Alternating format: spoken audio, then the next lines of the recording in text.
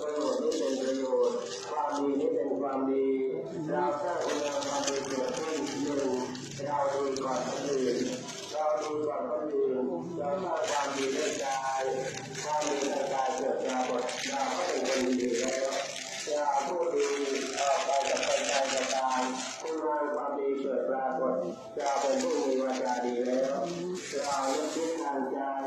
ต่อใจและใจดีก็เรียกว่าคุณงามความดีเกิดขึ้นที่ใจเรามีคุณงามความดีที่กายเรามีคุณงามความดีที่วาจาเรามีคุณงามความดีที่ใจ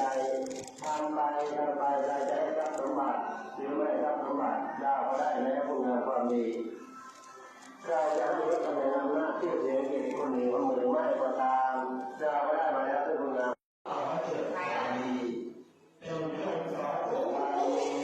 มันเกิดความเกิดความสุขให้ทุกการและการอย่างนี้เราจะหยุดสร้างหยุดทำได้อย่างไรคนในโลกนี้มีจำนวนมากสร้างคุณงามความดีไปแล้วเขาตำหนิพอเขาตำหนิแล้วจะมาบำเพ็ญกุศลสักครั้งสักคนเขาตำหนิ